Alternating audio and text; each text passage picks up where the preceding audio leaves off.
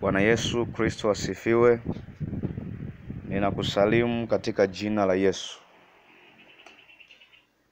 Niko hapa nikuletee habari njema za ufalme wa mbinguni.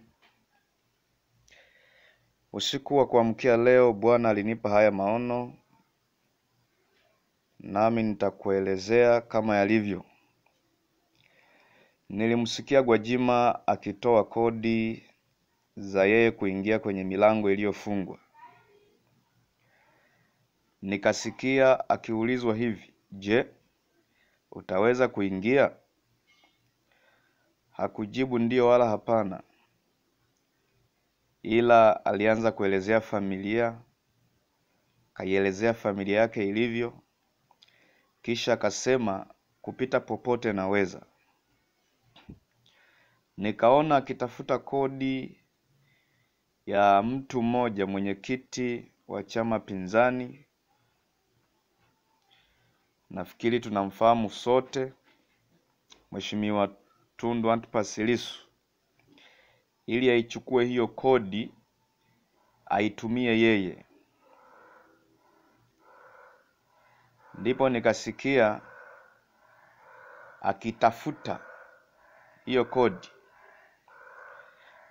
akitafuta hiyo kodi, na hiyo kodi alikuwa nayo Lissu.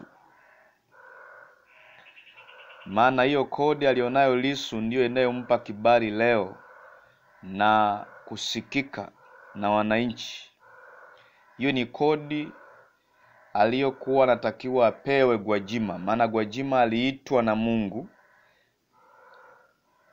aje kuwa rais, lakini alidhalau, hakusikia, hakutii Mungu. Hivyo nafasi yake alipewa mtu mwingine.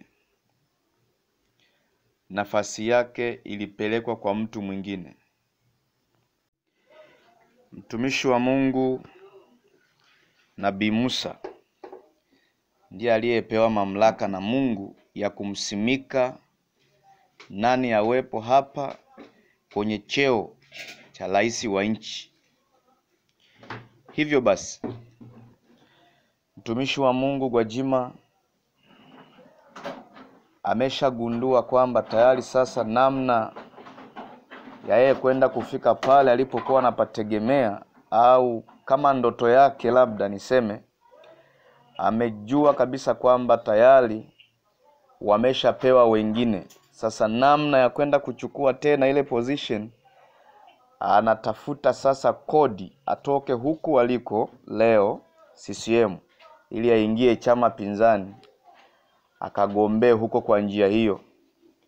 Lakini kwa kuwa Mungu hajamruhusu na Mungu hajampa kibali, Mungu alimuita akakataa, sidhani kama anaweza akafanikiwa kufanya kile ambacho anakitegemea au anatamani kukifanya.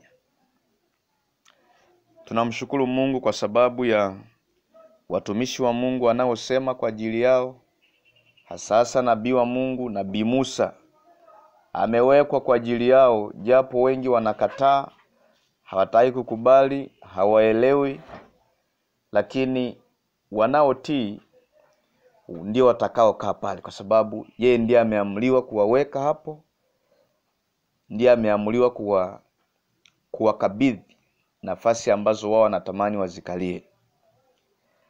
Mungu akubariki kwa kusikiliza haya, na jina la Bwana libarikiwe sana.